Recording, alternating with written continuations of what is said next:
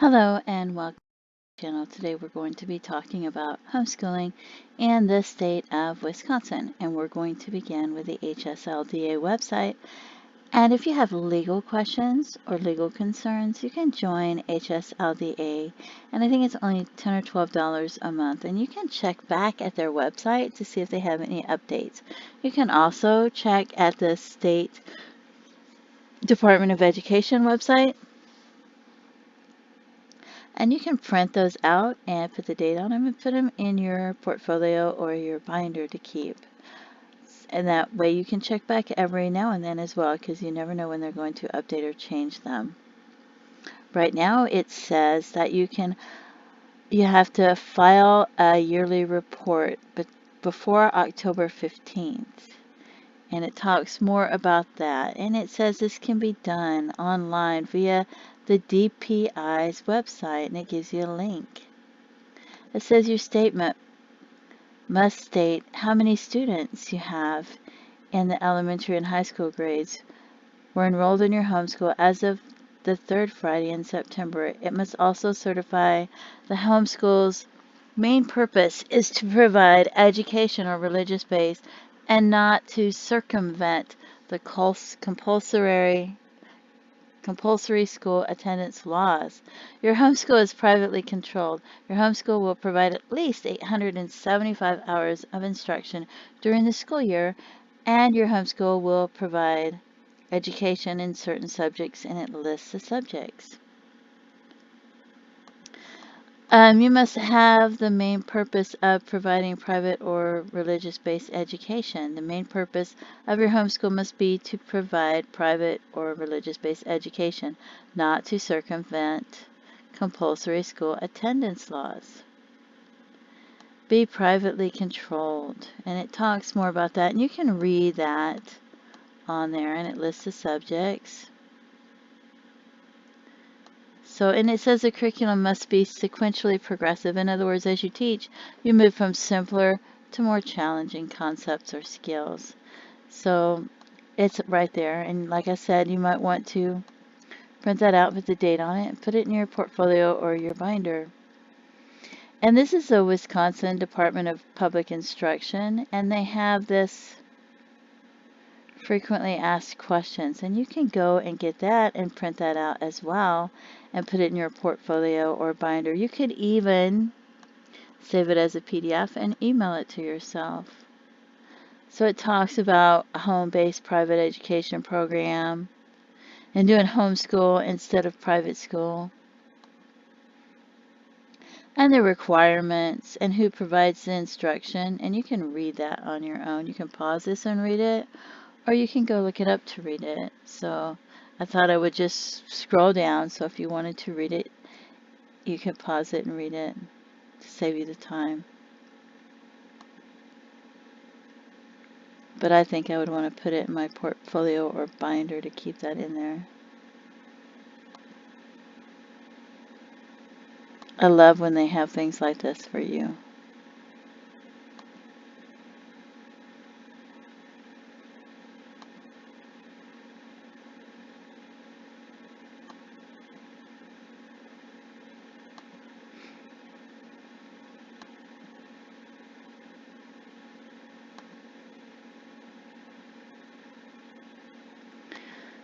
So there is that, and hopefully that helps you some.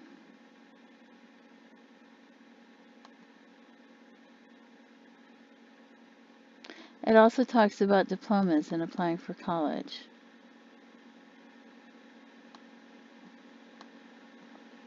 And if you have more questions about diplomas in college and homeschooling, you can ask the HSLDA website, contact them and join, or you could ask a homeschool support group and join them, because they have so much information. Maybe I'll do another video on that later. There's their contact information.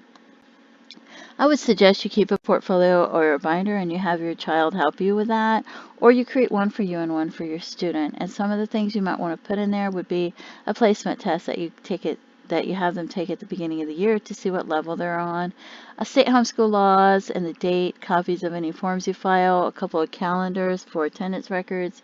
When you brainstorm your favorite resources, you're going to want to create a list and keep that in your portfolio or binder, because you might choose some of them this year and next year you might choose others. Actual list of the resources you're going to use, such as an online curriculum and a workbook, a list of field trips you plan on taking, print out from contents of web pages like iExcel or workbook to show the curriculum and to use for your daily list of activities. Sample student work, maybe 2 pages a week in each subject. That's just my opinion. Showcasing their best work or showing progressive work or showing a variety of skills. And that's why I said maybe you want your student to have one that showcases their best work, because they would like to do that, where you might want to show progressive work or a variety of skills. Proof of any field trips taken, whether it's a leaflet or a flyer with a date written on it, a map. Have them maybe draw a picture or write about their favorite thing and put the date on it if you can get audio or video from that. A weekly schedule. If you create a weekly schedule, you might want to put that in your portfolio or your binder. A daily log of activities, such as day 1 or day 2 or day 3. The date, the time, the subject, like math, English, and then the name of the website or the book you're using and the activity that they did within that subject at that time. And the last subject of the day, you're going to want to put the start and the end time. And you might carry a notebook with you to write that in, and then you might want to type it up every now and then in a WordPad document and email it to yourself so you have it in case your computer crashes. And then you can print it off and put it in your portfolio or your binder. And that's something that you're really going to love having later when you go to look back on this years from now. If they do a standardized assessment test every year, you're going to want to put that in there. If you have them do self-evaluations where they tell you what they're doing good at, where they're struggling, if they need more time in certain subjects, you might want to put that in there. If you do assessments on them every 6 to 8 weeks in each subject, and at the end of the year in each subject, you're going to want to do a positive spin on those. Like if they're struggling with reading, but they have a positive attitude, then at the end of the year you can put they were behind in reading, but if they went up 5 reading levels because they had such a positive attitude and worked so hard. Any volunteer work they do with certificates or some type of forms, you can have them fill that out and put that in there, especially if they're going to college or joining the military. If they take outside classes such as at the YMCA, martial arts, swimming classes, anything, you might want to put that information in there as well. Contacts with emails, addresses, phone numbers for homeschool support groups or the school. If you have them do career study field trips, you might want to have them create a list of questions that they want to ask about the education needed and their daily activities and the skills that they use throughout the day, whether it's deadlines they have to meet, if they have to maintain schedules or do presentations on the computer. You can have them write those out. Maybe you're going to go to a local hospital and see if you can take a tour. You've contacted them and you're going to talk to different employees there to find out their education and their daily tasks, or a hotel or a factory even, or you might want to get ideas from the Chamber of Commerce. You could put that in there, see if you can get audio footage or even video footage and put that in there. And they can write a paper on that, and that might help your students to choose a career, or maybe just with their interview skills and their communication skills and knowing the education they might need for different careers. So that's some of the things that you might want to put in a portfolio or binder if you're keeping one. And now we're going to the next page, and this is an assessment test, but it's not the standardized assessment test from the school. This is just to see what level your students are, so you can create a plan of what you're going to teach them for the year. And you can find these in a variety of places on the internet, but I'm going to show you this one. So you give them this test at the beginning of the year, and you can see if they're making simple mistakes or if they need to review something or what level they're on. So that helps you create a plan, and you might want to give them one of those or a few of those in different subjects so that you can see what you're going to teach them for the year. And I like this website because when you're brainstorming and you're trying to create that list of your favorite resources, this helps you to see how you can create a list, and you can create your own headings like complete curriculum online, a workbook curriculum, or board games that you're going to use maybe for Friday afternoon like Scattergories or in Scrabble and Yahtzee and Monopoly or something like that, or their list of magazines if you're going to have them read that at that time. Maybe Wednesday after lunch you're going to have them do different subjects like maybe cooking 1 month on Wednesdays and candle making or using a sewing machine or checking the oil in the car. You have different things. You can put that within your list, and you can take that list and then you can create the list that you're actually going to use and put that in there as well and create a schedule, and that will help you to look at that to be able to create your schedule and put that in your portfolio or your binder. This is an attendance record. I found this online. It's free. You can print it out.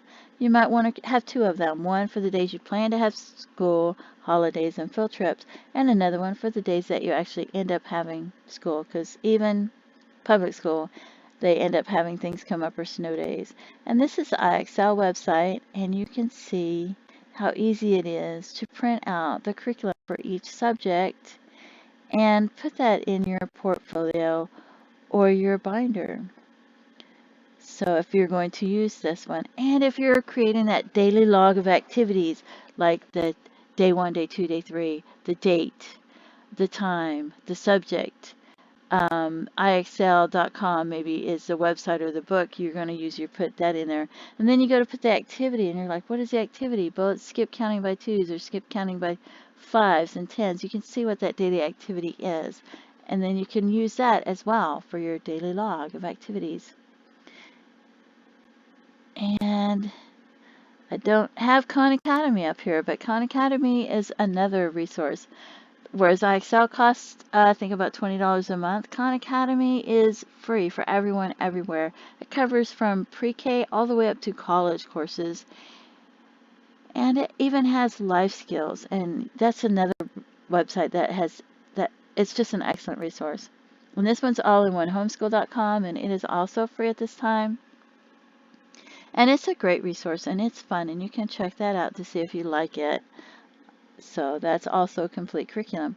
And this is just to show you about Schoolhouse Rock. Maybe you've heard of it, maybe you haven't. Maybe you didn't realize it covers so many subjects. It's not a complete curriculum, but it's fun to add to their learning. It's songs where they go to like YouTube playlists. People create a YouTube playlist of Schoolhouse Rock, and it covers grammar, science, economics, history, math, and civics. So it's great fun. They sing the songs, they memorize them. So even if they learn them when they're young, they'll know these songs hopefully while they're in all throughout elementary school, middle school, and high school, and it might help them, and they might remember them as adults. And then you can see the subject here, I highlighted it, where they teach multiplication, they teach grammar rock, and the different parts of speech. They have America Rock, which teaches them about the branches of government, the Declaration of Independence, and various things. Science Rock. And then there is Money Rock, which teaches them about finances and stuff like that. And Earth Rock, which is another science one. So you can see the variety of subjects that they'll learn while they're listening to these videos. So it's just a great resource, I think. And this is for books.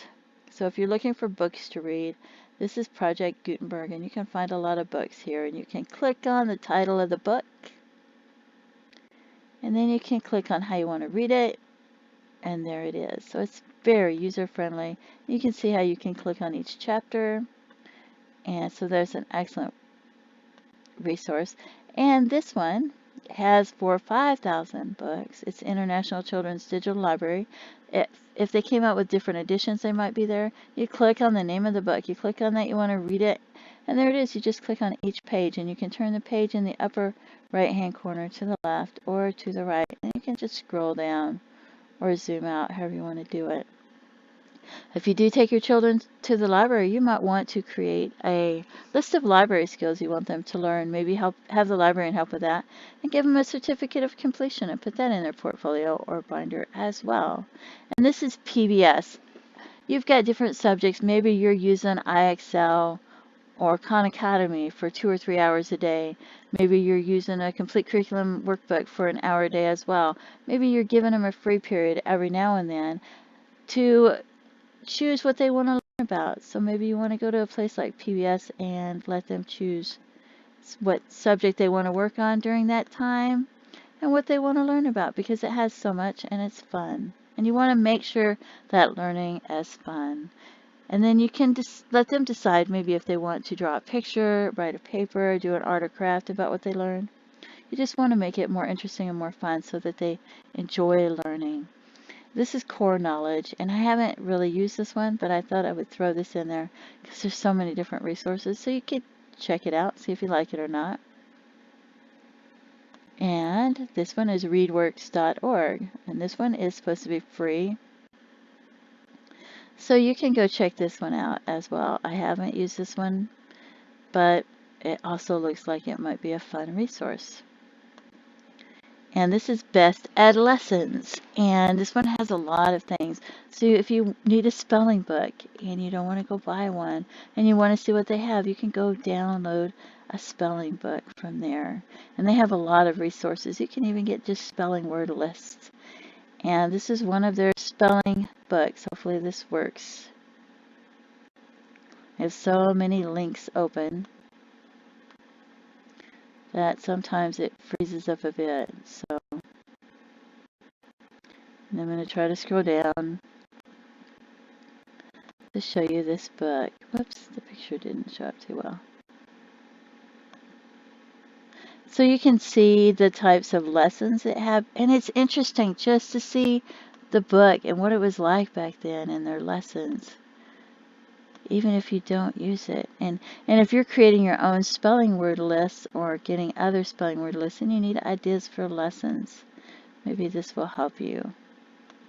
I just love the way they have these different books that you could choose and you can use them if you like. So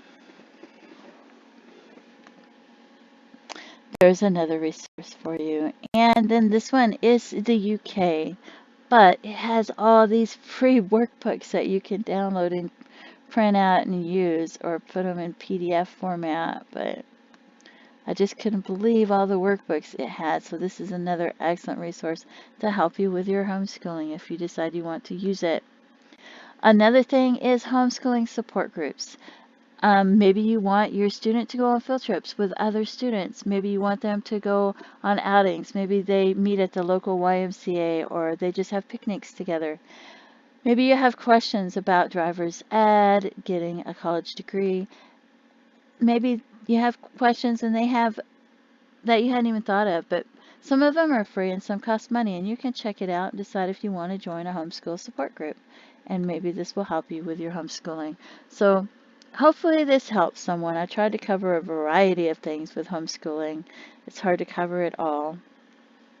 Please feel free to leave comments and suggestions or anything like that. I am a small YouTube channel and I greatly appreciate my viewers. So thank you so much for watching this video and have a great day. Bye-bye.